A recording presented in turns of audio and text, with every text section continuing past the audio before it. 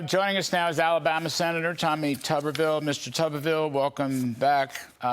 You heard General Keane. You may have heard my riff. You may have heard John Roberts. Anyway, I think that the momentum for peace is terrific.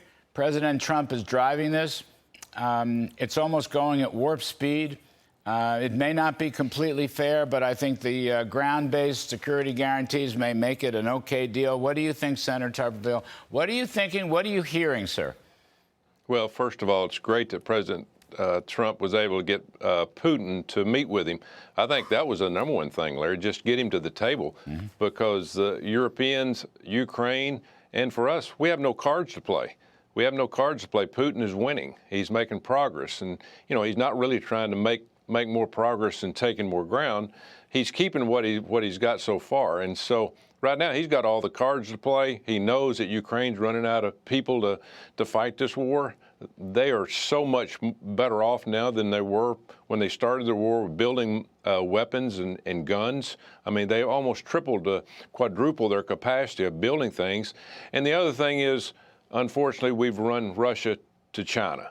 And that is something that's really, really going to be tough on us over the years. We have got to get Russia back in the fold and get them away from China.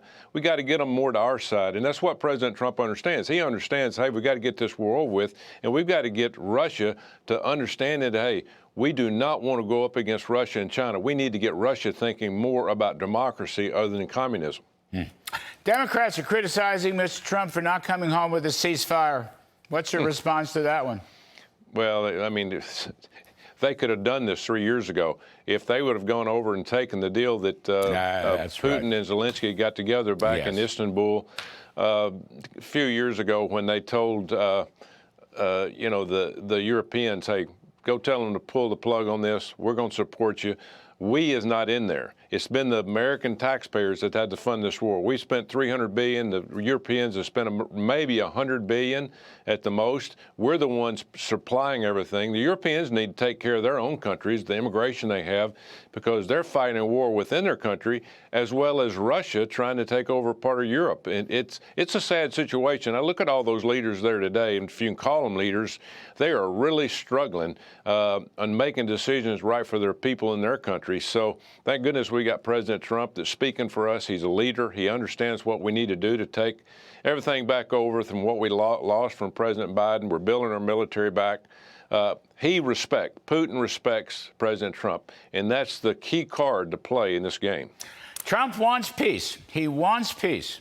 He wants peace in the Middle East. He had to use a stick to get there, as you well know, in order to obliterate the nuclear weapons with those B-2s and so forth. He wants peace. He's made a lot of different peace deals, stopped conflict. He wants peace here, Senator Tuberville. I'm not sure people understand how determined he is to get peace, and B, how effective he is to get peace. You know, General Keane talked about that. We've never seen all night long, Friday night, going through the weekend, all of a sudden on a day's notice or a day and a half notice, all the leaders of Europe are now come to the White House for this extraordinary meeting we have today. People are treating this as commonplace. This is not. Nobody's ever seen anything like this, I don't know, since World War II or maybe worse than that.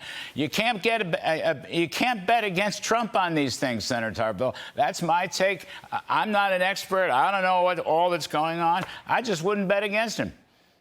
No, this is right up his alley, Larry. He loves to negotiate. He's a peacemaker. I mean, he's already stopped, 5, 6, 7 wars that have been fighting all over the world the last 10, 15 years. And so this is the big straw here. He understands that, but he also understands that we've got a lot of skin in the game.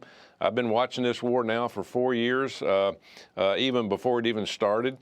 We knew that Russia was coming, that they were going to come across the border. We were told that. I was sitting with Zelensky in his office about 3 months before this started. So they're getting ready to come across. Y'all need to help. President Biden cared nothing about helping. He kept out of it. He said it was going to be a small incursion. But President Trump understands that he can't solve all of our problems here in our country within our borders unless he gets this mess cleaned up in Ukraine, because we are leaking oil bad, Larry. But again, I like his play. I like the security. We don't need to put boots on the ground in terms of being able, of fighting in this war. But if we need to secure something over there, let's go ahead and do it. Let's show a little bit of strength of support. The Europeans have to get skin in the game. They're the ones that's sitting back and letting President Trump do all this. They should be out front doing this. And to be honest with you, being on the Armed Services Committee, I've read all the classifieds. I've read everything going on. Europe has not shown a strong hand one single time in the last 3 years. It's only been American, and that's only been President Trump since he's been in office. Well, I hope they'll get serious on this one because the stakes are very high. Senator Tommy Tuberville, we appreciate your wisdom, sir, as